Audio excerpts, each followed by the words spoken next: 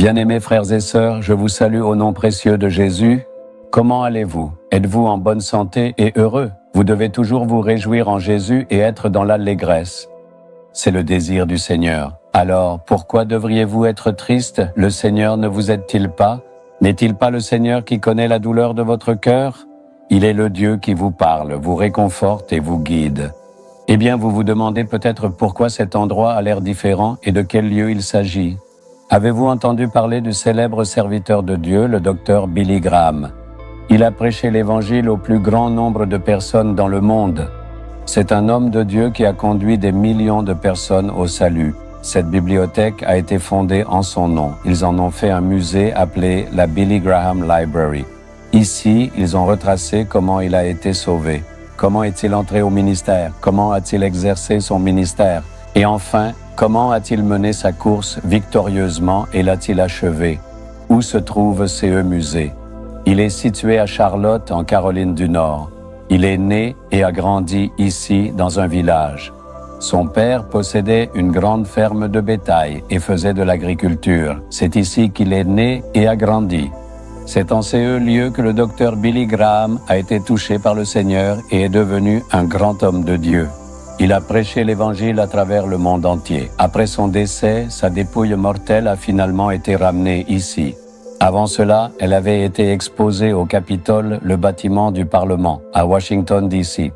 Mais ensuite, selon sa volonté, il a été enterré dans CE village où il est né et a grandi. Sa femme avait également été enterrée ici. Il a vécu jusqu'à l'âge de 99 ans et a achevé sa course. C'était un homme de Dieu qui a prêché l'Évangile jusqu'à la fin. Ils ont exposé ici beaucoup d'informations à son sujet. C'est une très grande joie de les voir, vraiment. La Bible qu'il utilisait, le pupitre depuis lequel il prêchait, certains objets qu'il utilisait, ainsi que les détails des lieux où il a exercé son ministère, y compris la Russie, sont conservés ici.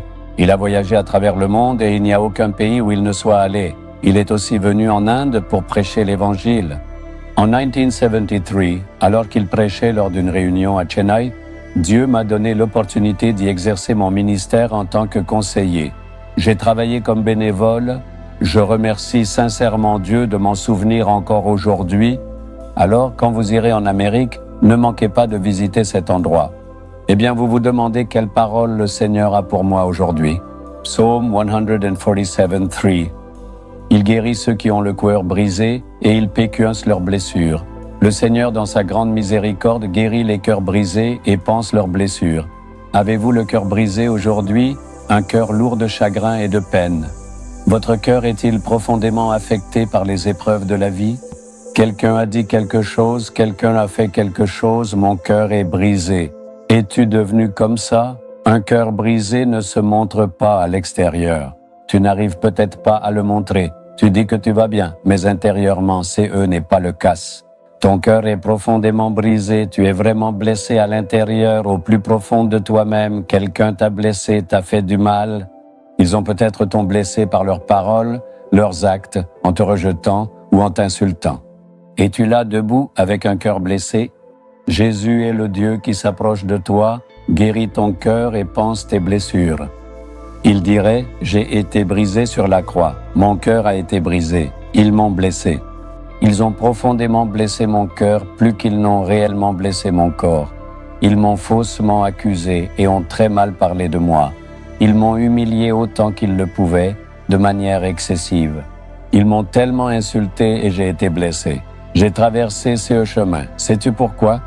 Mon fils, c'est pour toi. Ma fille, c'est pour toi. Je connais ta douleur. Je peux comprendre ton découragement.